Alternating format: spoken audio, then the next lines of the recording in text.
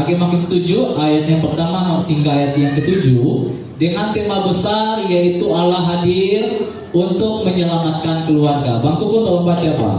Hakim-Hakim 7 ayat 1 sampai 7. Ya. Hakim-Hakim 7 ayat 1. Adapun Yerubbaal, itulah Gideon, bangun pagi-pagi dengan segala rakyat yang bersama-sama dengan dia. Lalu mereka berkemah dekat mata air Harod. Perkemahan orang Midian itu ada di sebelah utaranya, dekat bukit More di lembah. Berfirmanlah Tuhan kepada Gideon, terlalu banyak rakyat yang bersama-sama dengan engkau itu daripada yang kukehendaki untuk menyerahkan orang Midian ke dalam tangan mereka. Jangan-jangan orang Israel memegah-megahkan diri terhadap aku sambil berkata, tanganku sendirilah yang menyelamatkan aku. Maka sekarang serukanlah kepada rakyat itu demikian. Siapa yang takut dan gentar, biarlah ia pulang, enyah dari pegunungan Gilead. Lalu pulanglah 22.000 orang dari rakyat itu dan tinggallah 10.000 orang. Tetapi Tuhan berfirman kepada Gideon, masih terlalu banyak rakyat, suruhlah mereka turun minum air, maka aku akan menyaring mereka bagimu di sana. Siapa yang kufirmankan kepadamu, inilah orang yang akan pergi bersama-sama dengan engkau. Dialah yang akan pergi bersama-sama dengan engkau. Tetapi barang siapa yang kufirmankan kepadamu, inilah orang yang tidak akan pergi bersama-sama dengan engkau. Dialah yang tidak akan pergi. Lalu Gideon menyuruh rakyat itu turun minum air, dan berfirmanlah Tuhan kepadanya, barang siapa yang menghirup air dengan lidahnya seperti anjing menjilat, haruslah kau kumpulkan tersendiri. Demikian juga semua orang yang berlutut untuk minum. Jumlah orang yang menghirup dengan membawa tangannya ke mulutnya ada 300 orang, tetapi yang lain dari rakyat itu semuanya berlutut minum air. Ayat 7, lalu berfirmanlah Tuhan kepada Gideon, dengan ke-300 orang yang menghirup itu akan kuselamatkan kamu. Aku akan menyerahkan orang Midian ke dalam tanganmu.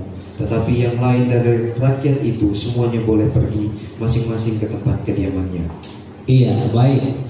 Bapak Ibu yang diberkati oleh Tuhan Yesus Kristus, ini kisah tentang Gideon, di mana Tuhan mengangkat Gideon sebagai seorang hakim bagi bangsa Israel, berperang Bapak Ibu melawan orang Midian pada saat itu, ya. Orang Midian termasuk salah satu bangsa yang ada di tanah Kanaan yang belum ditumpah sepenuhnya oleh Yosua pada saat itu. Nah, Bapak Ibu, mereka berperang melawan orang Midian, awal mula berkumpul 32.000. Bapak Ibu lihat baik-baik, kalau kita jumlahkan di ayat yang ke-3 Bapak Ibu, Tuhan kan bilang di ayat yang kedua, oh Gideon, ini terlalu banyak. Jangan-jangan nanti mereka ketika mereka menang, mereka menganggap, yo Pak kalahku tuh pandai menang. Kalau bukan karena aku pasti kalah, gara-gara aku istilahnya gitu ya. Makanya Tuhan menyaring, Tuhan seleksi lagi. Dari itu siapa yang takut dan gentar, ayat yang ketiga itu siapa yang takut gentar, silakan pulang. Akhirnya Bapak Ibu, dari 32.000 orang itu, akhirnya yang pulang 22.000, ayat yang ketiga Bapak Ibu. Sisanya 10.000. Kan 22.000 tambah 10.000 32. Nah, sisa 10.000 Tuhan bilang masih banyak. Ya, Tuhan bilang masih banyak. Kau suruh mereka minum air. Ya, mereka minum air Bapak Ibu ke sungai. Ada yang langsung jilat dari pakai mulut minumnya, ada yang pakai tangan cauk ke mulut. Yang cauk dari tangan ke mulut Bapak Ibu hanya 300 orang, sisanya minum ubah asuh. Akhirnya Tuhan seleksi hanya 300 inilah yang akan kupakai untuk mengalahkan bangsa Midian yang beribu-ribu orang itu. Saudara lihat baik-baik Bapak Ibu, perbandingan 300 dengan beribu-ribu bangsa Midian, bagaimana bisa menang Bapak Ibu. Tetapi disinilah kita lihat bagaimana cara Allah untuk memberikan kemenangan bagi orang Israel. Dan tema kita pada hari ini adalah orang Kristen yang menang di dalam kehidupannya. Orang Kristen yang menang dalam kehidupannya. Saudara yang diberkati oleh Tuhan Yesus Kristus, seringkali dalam kehidupan kita seringkali kalah. Kalah dengan keadaan, kalah dengan situasi, kalah dengan masalah. Mantap segala sesuatu Bapak Ibu, ketika kita melihat keadaan situasi kita, akhirnya kita mulai menyerah, kita mulai putus asa, ikut arus saja, akhirnya kita kalah, kita nggak bisa melawannya. Nah, saudara, jangan jadi orang Kristen yang kalah, Bapak Ibu, tetapi jadilah orang Kristen yang menang. Saudaraku diberkati Tuhan. Bapak Ibu yang diberkati oleh Tuhan kita Yesus Kristus, dalam kehidupan kita ini Bapak Ibu, dalam firman Tuhan ini ada kisah tentang penyelesaian, kisah tentang pemilihan. Saudara masih ingat Bapak Ibu dalam firman Tuhan dia katakan begini, Tuhan ya, banyak yang terpanggil tapi sedikit yang terpilih. Masih ingat Bapak Ibu? Coba buka Bang dalam Matius pasal 22 ayat 14. Apa kata firman Tuhan itu? Itu tentang kisah perjamuan kawin sebenarnya Bapak Ibu. Di mana Bapak Ibu perjamuan kawin, seorang raja ini tentang kisah perumpamaan Yesus Kristus kepada siapa yang masuk surga. Di mana seorang tuan dia mengadakan perjamuan kawin, Bapak Ibu. Dia kan namanya perjamuan kayak kita panggil deh, kita panggil tuh, undang semua Bapak Ibu bagi undangan. Tapi Bapak Ibu yang diberkati Tuhan, yang dikasih undangan mereka nggak datang. Akhirnya Tuhan ini kasih tahu sama hambanya, kau pergi ke segala pelosok-pelosok desa, ke gang-gang, panggil saja siapa-siapa orang-orang yang miskin ataupun siapa saja yang kau temui untuk datang ke undangan saya, Bapak Ibu. Ya, akhirnya mereka itulah yang datang, Bapak Ibu. Ya, orang-orang yang tak dianggap, orang-orang yang dibuang, orang-orang yang mungkin dalam hatinya, ya mungkin jahat hidupnya, tapi Bapak Ibu akhirnya mereka lah yang terpilih. Padahal awalnya Tuhan memanggil orang-orang yang sudah siap, tapi mereka tidak mau. Nah, tetapi Bapak Ibu, apa buka Bang? Matius 22 ayatnya yang ke-14, apa kata firman Tuhan di situ?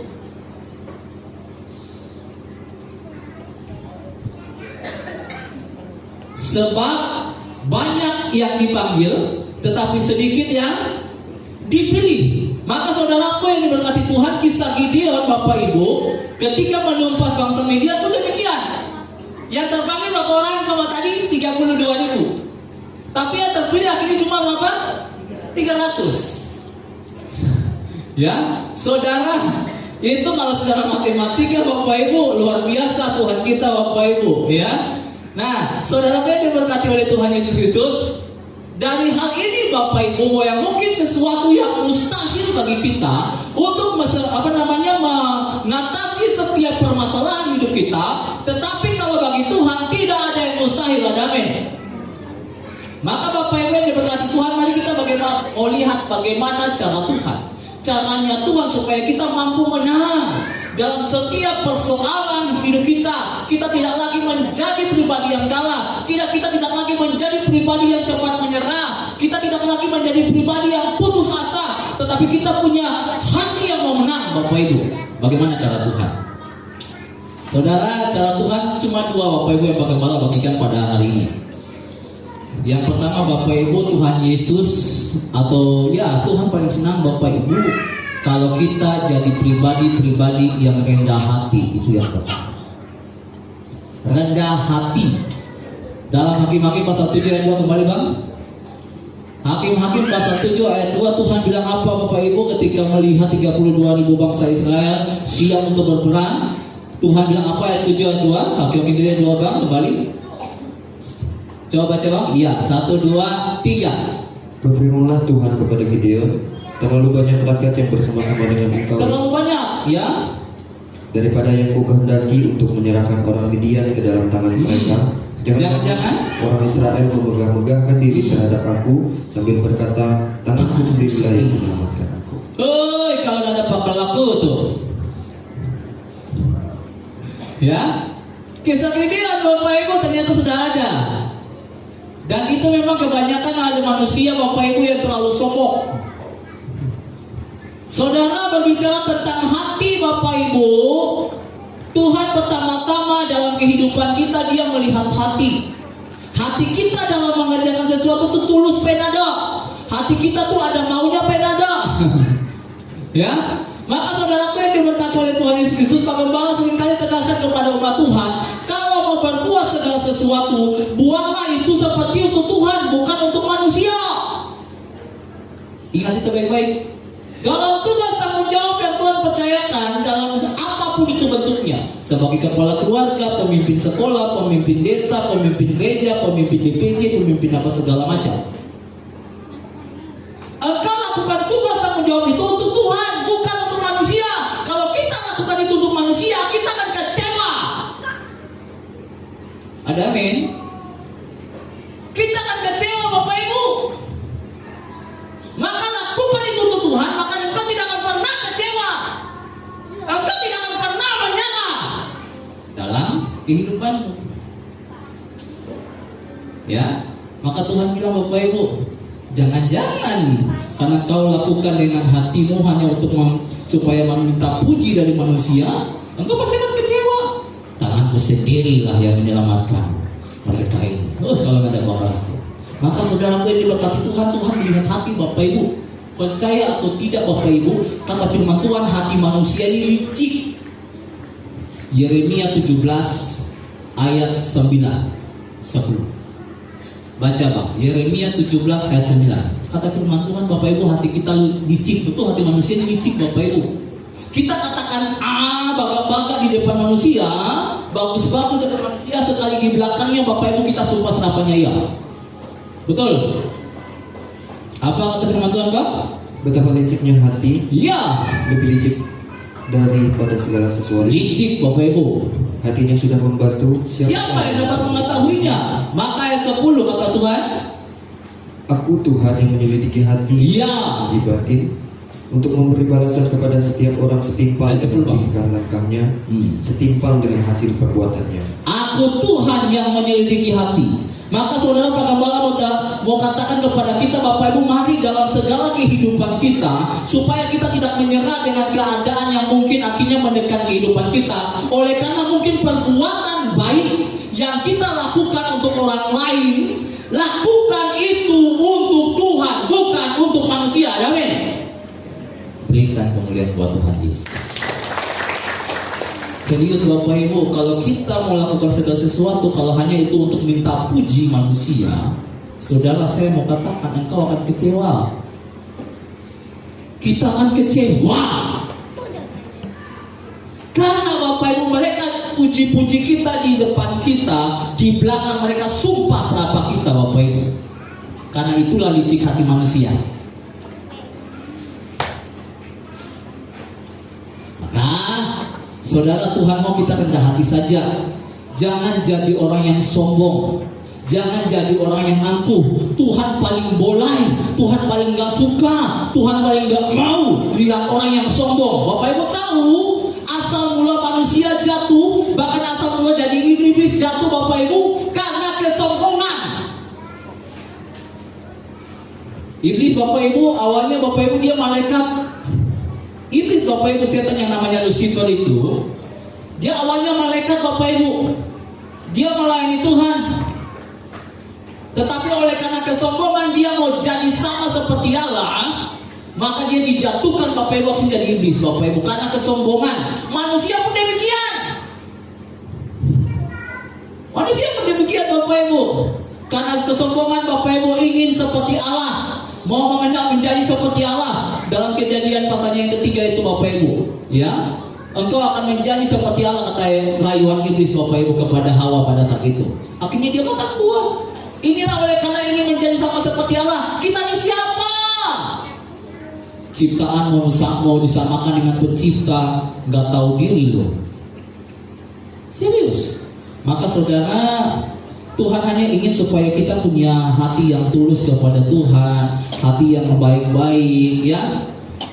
Oke, atau mungkin gini Bapak Ibu, saya mau katakan kita mau berubah, kita mau bertobat dari kebiasaan kita yang lama. Saya nggak tahu kebiasaan lama kita apa Bapak Ibu, sehingga akhirnya ketika Tuhan hajar, mungkin Tuhan sayang, karena Tuhan sayang Tuhan hajar, kita mau ambil diri, kita mau bertobat.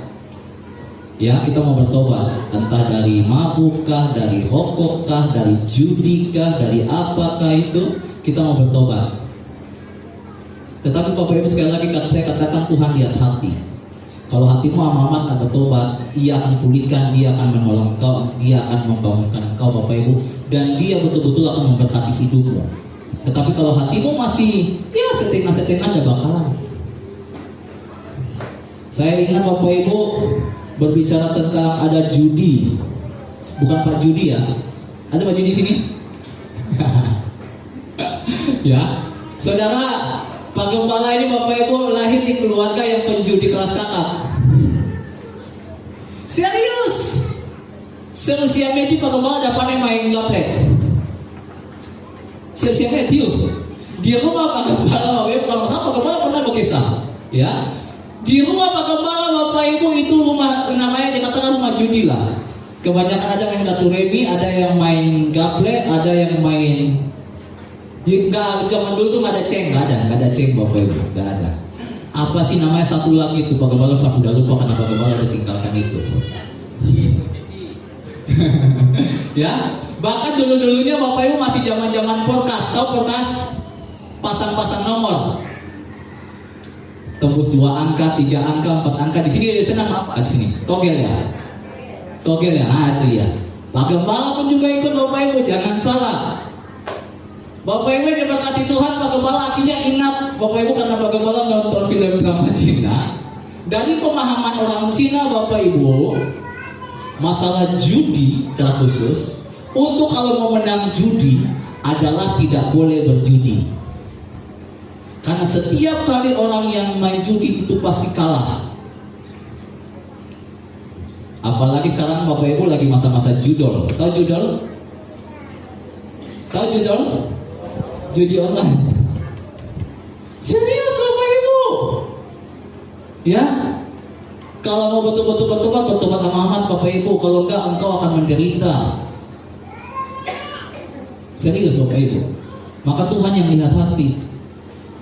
Ya, maka Bapak Ibu diberkati Tuhan, mari dalam kehidupan kita, kalau kita betul-betul mau berubah, mari kita tunduk. Makanya di dalam 1 Petrus pasal 5 ayatnya yang ke-6 sampai ke-8 nas pemimpin kita, Tuhan menentang orang yang congkak. Salah satu orang yang congkak adalah dia boleh ninggalin Tuhan, ya, dia boleh bertobat. Itu salah satu orang yang sombong.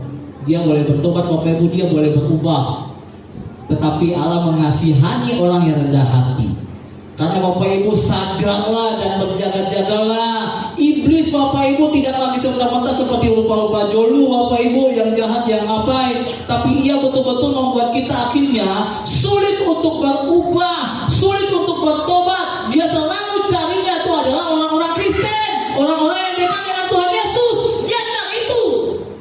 Dia carinya Bapak Ibu. Dia punya target utama. Orang Kristen, dia target utamanya anak Tuhan. Kalau anak-anak yang setengah-setengah Bapak Ibu tinggal tarik sedikit aja dah ikut dia. Tetapi dia betul-betul incar adalah orang-orang yang betul-betul dekat dengan Tuhan. Maka sadar, berjaga-jaga. Itu dia. Maka Bapak Ibu yang berkati Tuhan, yang pertama, mari kita punya hati, rendah hati yang baik, rendah hati yang sungguh-sungguh kepada Tuhan. Ya. Itu yang pertama. Yang kedua, Tuhan mau Bapak Ibu supaya kita menang dalam situasi keadaan apapun, kita punya pikiran yang bijak.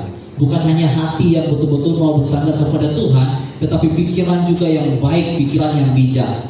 Ayatnya yang ke-5 sampai ayat yang ke-7, Hakim-Hakim 7 Bapak Ibu. Itu tentang penyeleksian Allah yang kedua. Ya, jangan kau suruh mereka minum air. Ada yang minum air pakai mulut, ubah asuh. Ada yang cau dari tangan ke mulut. Bapak Ibu, dari 2 kejadian ini saja Bapak Ibu, dalam 2 hal ini aja, 2 tipe ini Bapak Ibu, ada maknanya. Ternyata Bapak Ibu, dalam kehidupan kita ternyata kadang-kadang demikian. Orang dikatakan yang minum langsung dari air pakai mulut Bapak Ibu, itu memberikan makna bahwa orang itu orang yang cepat menyerah. Orang yang memang cepat mau tunduk, dia gegabah, dia juga serakah. Bahasa kita timakoy. Iya kan? Dia langsung minum kayak nada sabar, nada tohat-tohat.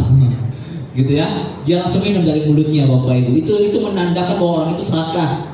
Tetapi Bapak Ibu, kalau minum dengan cara, ini tipe manusia, minum dengan cara diambil dari tangan dan dibawa ke mulut, ini memberikan sebuah makna bahwa orang itu seorang yang betul-betul berjuang, dia yang betul-betul berjaga, dia tidak pantang menyerah, dia juga tahu etika, dia juga tidak serakah.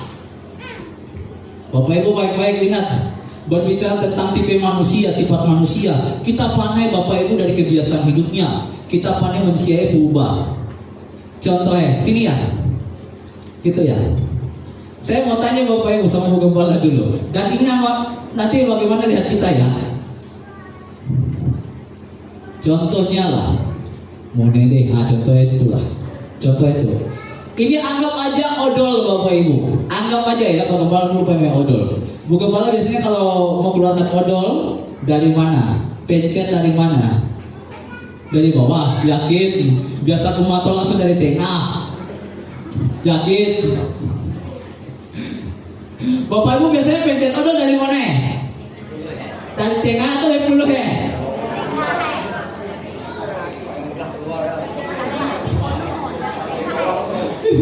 Atau langsung dari pucuk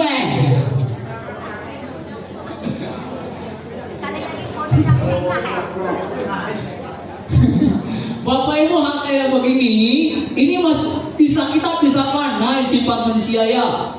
Saya mau katakan ini ilmu psikologi, ilmu psikologi, artinya ilmu kejiwaan Bapak Ibu ya. Dalam perkuliahan itu juga seakan saya. Dalam perkuliahan itu demikian Bapak Ibu. Orang ini kayak saya Pak Gembala ini belajar Bapak Ibu. Entah ini amat beda dengan kita. Orang yang biasanya kalau pencet odol, kalau dari pucuk, dari pulusnya Bapak Ibu, itu artinya orangnya memang teratur. Ia hidupnya maksudnya bukan dia hidup bangga, hidup bersih, dia mau hidupnya rapi.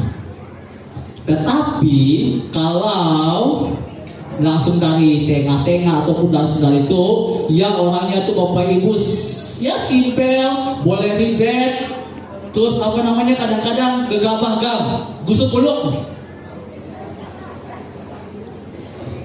Suka busuk guluk, amat pula. Yang penting keluar. Orangnya cepat. Sama Bapak Ibu kita pada mata manusia. Contoh lagi dari cara kita melipat baju.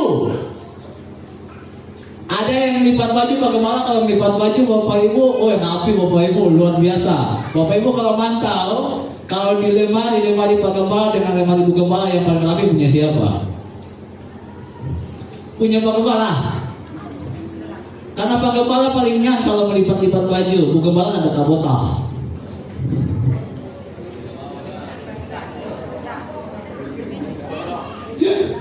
Tapi kalau masalahnya punya, biar Bu Gembala aja. Kadang-kadang Pak Gembala juga kadang kalah, tapi seringnya Bu Gembala. Nah Bapak Ibu maksudnya begini. Dalam kehidupan tipe manusia yang tadi Pak Gembala katakan masuk kepada firman Tuhan, kadang demikian kita bisa mengenal tipe manusia dengan demikian. Kita pandai manusia serangkap penada, kita pandai manusia bahasanya hidupnya baga penada, dari kebiasaan dia pun juga kita dapat cara berpakaian saja. Cara berpakaian saja kita pandai manusia ubah. Mulai dari ujung rambut sampai ujung kaki kita bisa pandai nilai. Oh manusia ubah. Betul atau tidak?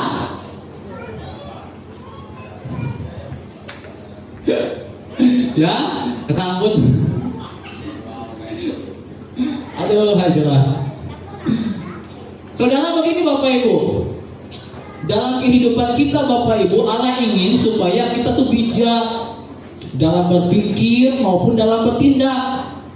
Sekalipun mungkin Bapak Ibu kita berserah kepada Tuhan dan kita berharap penuh kepada Tuhan, tapi ingat Tuhan kasih akal budi untuk kita berpikir. Tuhan kasih akal budi supaya kita hidup bijak. Makanya Tuhan sering katakan dalam firman-Nya, berjaga-jagalah, berawas-awaslah, berhati-hatilah Bapak Ibu. Ya, kita berjaga-jaga bukan karena kita takut, tapi karena Allah ingin supaya kita hidup jaga-jaga, kita hidup waspada, mampu berhati-hati dan tidak ceroboh, sehingga kita tidak binasa di kemudian hari. Ya, maka saudara, kata kitab Amsal nih, Amsal 22 ayat yang ketiga. Saudara, orang bijak kalau mantau bahaya, ia bertabung. Ia sembunyi, ia menghindar. Tetapi orang bodoh ia akan berjalan terus, lalu tertimpa bahaya. Amsal 22 ayat 3, apa kata firman Tuhan di situ, baca bang? Kalau orang bijak melihat malapetaka, bersembunyilah ia, tetapi orang yang tak berpengalaman berjalan terus lalu kena celaka. Saudara, ini yang bagaimana yang mau katakan nih, masalah teror yang kita alami beberapa waktu ini. Saudara percaya bahwa Nabi ada?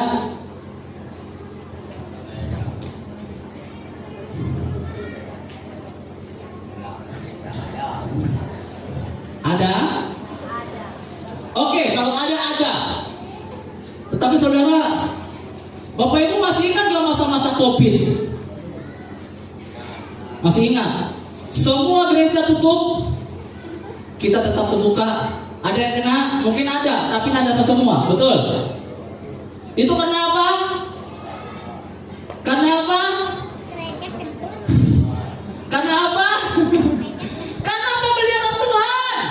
Tuhan gak jaga posisi. Masalah hal kayak begini, masa gak takut? Amin. Lalu harus main bawang pay, harus siap apa nama? Siap apa nama? Bambu kuning pay. Apa lagi? Kelawannya? Bila paling makul. Kalau belum berhadapan dengan jolu ya. Nada kalau makul. Makulnya apa Bapak Ibu? Apa maksudnya? Kena melakukan jolu? Doamu. Amin. Amin Bapak Ibu. Tetapi Bapak Ibu memang betul kita perlu berjaga-jaga bagaimana salah-salah Bapak Ibu. Karena bukan hanya berbicara tentang jolu, tetapi memang ada orang-orang jahat Bapak Ibu. Ada orang-orang jahat yang betul-betul ngomongin berbuat jahat, ada. Maka kita perlu berjaga-jaga, itu penting. Makanya firman Tuhan, orang bijak kalau lihat malapetaka, orang bijak kalau lihat bahaya ataupun ada sesuatu, dia bersembunyi atau dia berjaga-jaga, betul? Tetapi orang yang tak berpengalaman, dia jalan terus, dia orang bodoh, lalu kena celaka. Kita juga perlu berjaga-jaga, tetapi undang gola. Amin.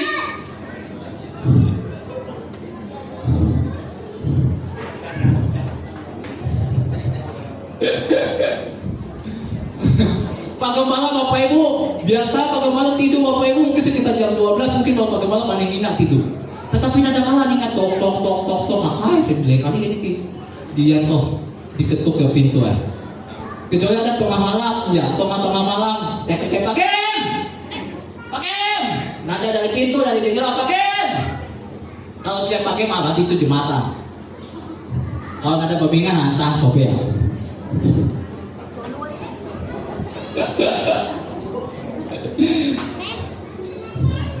Oke, Bapak Ibu, sebagai penutup aja ini berbicara tentang pikiran yang bijak. Terakhir ya, Bapak Ibu, Tuhan maukah supaya kita berjaga-jaga nih dan waspada. Oleh karena itu kita butuh pikiran yang baik, pikiran yang jernih, pikiran yang sehat, pikiran yang bijak dalam menghadapi sesuatu. Tetapi Bapak Ibu percaya atau tidak, ini bagaimana katakan minta maaf minta ampun. Ini fakta membuktikan ya. Fakta membuktikan Bapak Ibu bahwa manusia ini kan punya saraf nih, mulai dari otak sampai kepada kaki ini punya saraf nih Bapak Ibu. Saraf terbesar Bapak Ibu terbanyak itu di otaknya. Nah, saudara percaya atau tidak, tapi ini kenyataannya. Orang-orang yang selalu sering mengkonsumsi yang bernamanya alkohol ya, itu pasti akan membuat saraf berpikirnya itu akan berkurang. Serius Bapak Ibu. Orang-orang yang terlalu sering mengkonsumsi alkohol itu akan membuat saraf berpikirnya akan berkurang, bahkan bisa mematikan saraf itu, sehingga itu lebih meningkatkan ke arah emosi. Maka gak heran Bapak Ibu bagi para pemabuk, bagi pengonsumsi alkohol, atau kita sebut dewa, dalam keadaan sadar ataupun tidak, ia panak pemikir. Betul? Atau salah? Ia panak pemikir Bapak Ibu, minta ampun. Karena Bapak Ibu alkohol itu sudah mengaruhi mempengaruhi sarafnya Bapak Ibu. Mereka lebih mengutamakan gejolak emosinya dibandingkan berpikir. Memang begitu Bapak Ibu, itu udah efeknya. dampaknya Bapak Ibu. Maka Bapak Ibu, bagaimana tidak ngidah kita minum, bagaimana ada ngidah kita apa segala macam yang Tuhan ingindahkan itu adalah mabuk. Tapi itu untuk kesehatan kita juga, serius. Itu untuk kesehatan kita juga Bapak Ibu yang diberkati Tuhan. Bagaimana tidak ngidah Bapak Ibu. Tapi yang bagaimana ngidah atau firman Tuhan yang ngidah, mabuk. Maka jangan sampai kita dikuasai Bapak Ibu sehingga itu mematikan saraf kita untuk kita bisa berpikir jernih. Kan bagaimana dia Bapak Ibu, serius. Biasanya nyaman Bapak Ibu kalau bahasa tim malah orang mabuk. Nyaman itu minta duit. Bagaimana punya paman? Iya kalau udah mabuk nyaman minta duit, langsung cepat. Serius. Bagaimana punya paman Bapak Ibu kalau udah mantu-mantu ya kalau udah mabuk, kan namanya kan rumah udah rumah judi. Pas lagi minum lagi mabuk Bapak Ibu, Pak minta duit. Udah. Tanpa perlu pikir banyak. Padahal yang dibutuh. Ya, tapi Bapak Ibu, bagaimana hanya berharap supaya dalam kehidupan kita menang. Maka mari kita punya hati yang jernih, hati yang tulus, hati yang betul-betul merendahkan diri kepada Tuhan, dan kita punya pikiran yang baik, yang sehat, yang jernih, yang bijak kata firman Tuhan, sehingga kita mampu mengalahkan setiap persoalan hidup kita di hari-hari ini. Biarlah kiranya firman Tuhan ini memberkati kita semua. Mari kita semua bangkit berdiri.